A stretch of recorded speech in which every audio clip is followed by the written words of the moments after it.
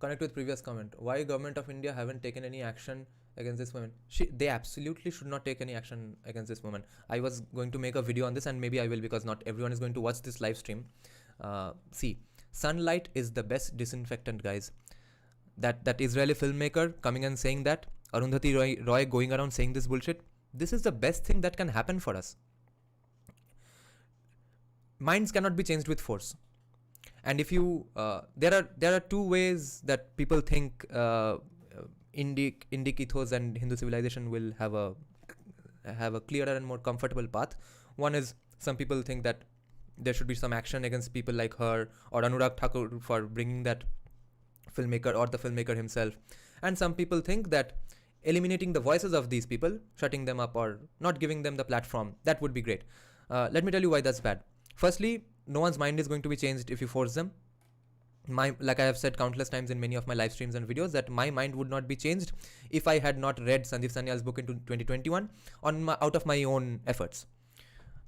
Until the day I read Land of Seven Rivers, I was absolutely against anything Indian and Indian culture and Hinduism. Because I believe 100% that it's a defeated society. What's the point of Hinduism? What's the point of Indian culture? What's the point of being proud of anything Indian in Indian history? Because all that has given us is a defeated society, fragmented society, casteism. That's all I believed. What that Prakhar Gupta believes in. So, but that took 2021. So I was 29 years old by then. No, I was, how much old? I forgot. Yeah, I was 30 years old. I was 30 and a half years old when I learned that, oh, India is actually a good country. Oh, Hinduism is great. Oh, there were good things that we did in our past. So be it. Now no one can, no leftist can have any footing in front of me in debates. Because I know all their arguments inside out. And I have been that person. I have made those arguments myself. Now I'm saying, no, this is a better argument on this side of the political spectrum. What are you going to tell me? What are you going to teach me anything new that I didn't know already? I was part of you.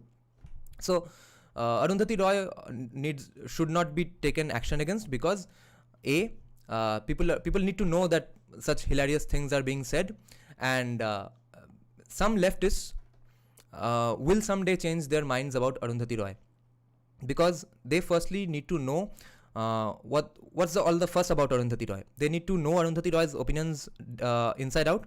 Then they can happily propagate Arundhati Roy's, no problem. And then one day will come when they will hear some video or some lecture somewhere about which debunks Arundhati Roy's ideas. And that's the day they will start to question one thing, then two things, then three things about Arundhati Roy. And within a few months, all their views will be very different. But if they don't even hear Arundhati Roy, then the problem arises that 50 years later, like what's happening with our Indian history now, so many things that we didn't know because Congress just hid these things from us. And now some of us, some people on the Indic wing have an overreaction. Now they say that everything was born in India.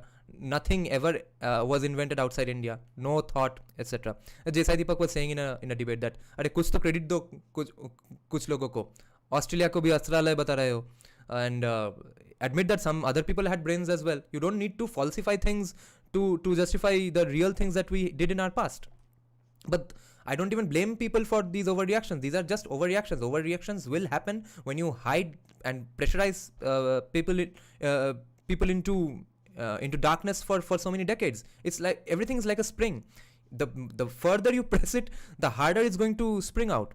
So let's say we eliminate the voices and deplatform all Arundhati Roy's interviews, speeches, debates, and Romila Thapar's speeches and debates, erase them from history. Stop selling all their books. 50 years later, someone's going to find out some history book and they are going to say, "Oh, wait. There were other voices saying that no, Muslim kings were great. We learned architecture from Mughals. We need to get into this, get to the bottom of this school of thought.